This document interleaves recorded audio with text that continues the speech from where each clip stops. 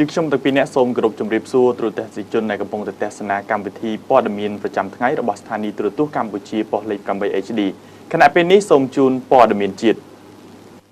ពិធីចុះអនុស្សារណៈនៃការយោគយល់គ្នារវាងសាលាអន្តរជាតិ British Bluebird ជាមួយនឹងអង្គការក្រមាយុគៈសាលាមត្តេយ្យអន្តរជាតិ British Bluebird ជាមួយនឹងអង្គការក្រមាយុគៈចុះអនុស្សារណៈផ្ដល់ការបណ្ដុះបណ្ដាលជំនាញយុគៈដល់សិស្សានុសិស្សនៅក្នុងសាលាមត្តេយ្យអន្តរជាតិ British Bluebird សូមបញ្ជាក់ថាការចុះហត្ថលេខាលើអនុស្សារណៈនៃការយោគយល់គ្នានេះធ្វើឡើងនៅក្នុងគោលបំណងលើកកម្ពស់សុខភាពនិងសុខុមាលភាពរបស់សិស្សានុសិស្សដែលជាផ្នែកមួយនៃការអភិវឌ្ឍរាងកាយកុមារ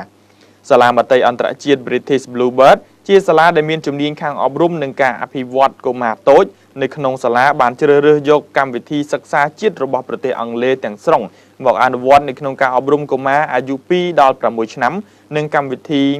នេះគឺនឹងផ្ដល់អត្ថប្រយោជន៍ខ្លាំងដល់កុមារកញ្ញា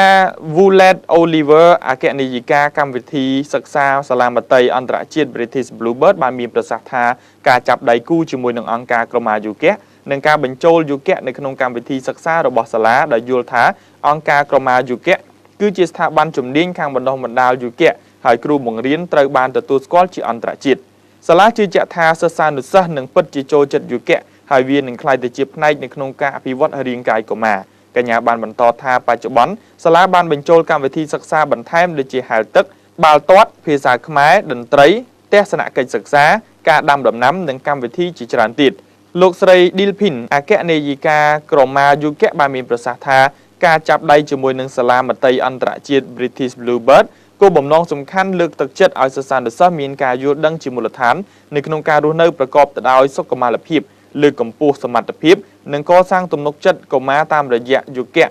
ហើយការបណ្ដុះបណ្ដាលនេះគឺធ្វើតាមរយៈលក្ខណៈច្នៃប្រឌិតនិងសកម្មភាពលេងរបស់សិស្សកញ្ញាជូដែលជាគ្រូបង្ហាត់យុគៈបានលើកឡើងថាយុគៈមានសារៈសំខាន់សម្រាប់ការអភិវឌ្ឍរាងកាយនិងស្មារតីកុមារហើយវាពិតជាប្រសើរណាស់នៅពេលដែលសាលាមត្តេយ្យអន្តរជាតិ British Bluebird ដាក់វានៅក្នុងកម្មវិធីសិក្សារបស់សាលា